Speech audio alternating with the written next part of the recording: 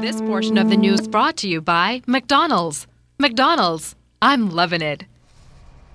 The much-anticipated multi-million-dollar critical care block will soon be open for business with a new completion date announced in Parliament today. Health Minister and Member of Parliament for North Andros and the Barry Islands, Dr. Perry Gomez, told Parliament that the contractors have already received the occupancy certificate for the facility. Kendino Knowles reports tonight on the progress.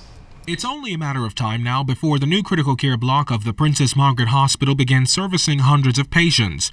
Its progress has been closely monitored with numerous tours of the medical facility along the construction timeline.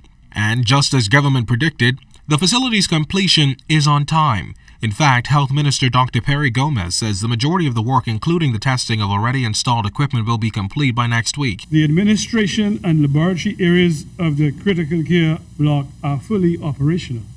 The installation of medical equipment in the operating suite is being tested and calibrated and commissioned, with minor adjustments are being made as necessary. Additionally, Dr. Gomez said government has already spent $10 million outfitting one of the numerous labs with special equipment.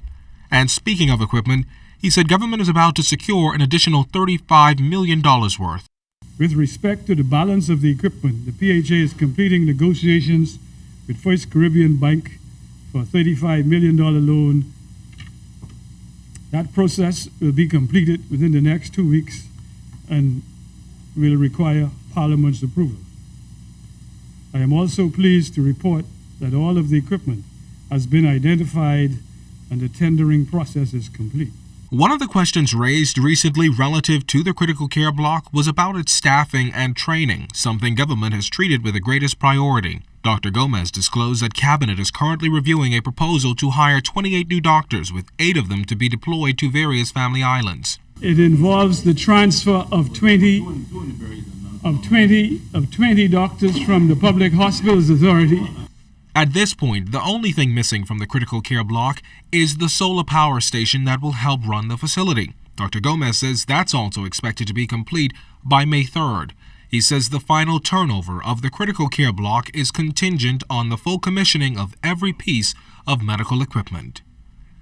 Kendino Knowles, ZNS Network News. Former Central Bank Governor and Minister of State for Finance James Smith has been named to the board of Bahamas Petroleum Company, or BPC. Smith will assume the post of non-executive deputy chairman, joining William Bill Schrader, the company's new non-executive chairman.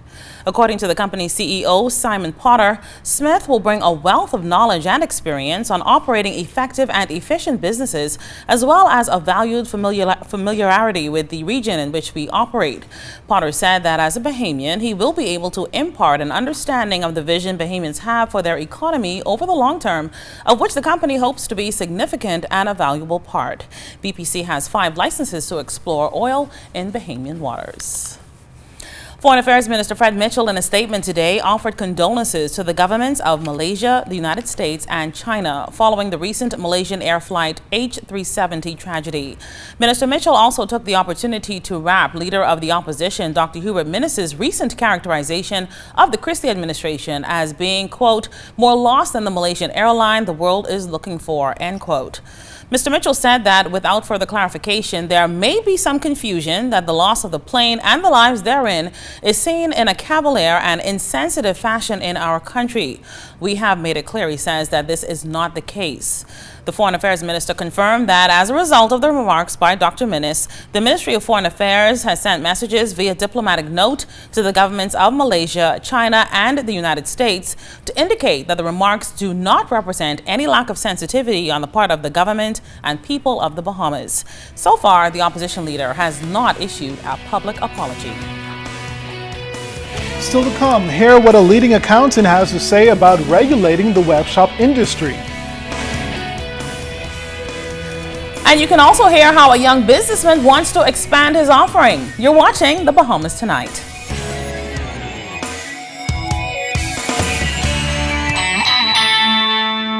This portion of the news was brought to you by McDonald's. McDonald's, I'm loving it.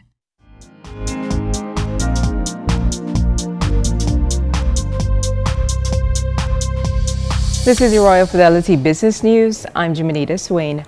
More vendors have signed on to sell their products at the second annual Eleuthera Business Outlook set for tomorrow morning at the Cape Eleuthera Resort in South Eleuthera.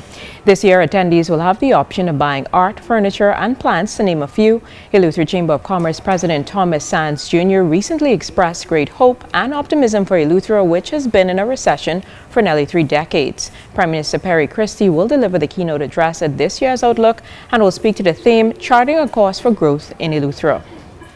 In other business news, the Nassau Paradise Island Promotion Board recently announced instant savings on air-inclusive packages for travel taking place April 21st through December 23rd. Travelers who book a minimum 4-night stay at any of Nassau Paradise Island's participating hotels by May 20th will receive $250 in instant savings on air-inclusive packages. Some participating hotels include Atlantis Resorts, Best Western, British Colonial Hilton Nassau, Grey Cliff Hotel, Sunrise Beach Club and Villas, and Sandals Royal Bahamian. This offer is valid for travel originating in the United States and Canada. And in international business news, customers of streaming service Amazon Prime in the U.S. will be able to watch TV shows including The Sopranos and The Wire as a part of a licensing subscription agreement with the channel HBO. It's the first time HBO programming has been licensed to an online-only subscription streaming service. The first batch of shows will be made available from May 21st. That was your Royal Fidelity Business News. I'm Jimenita Swain.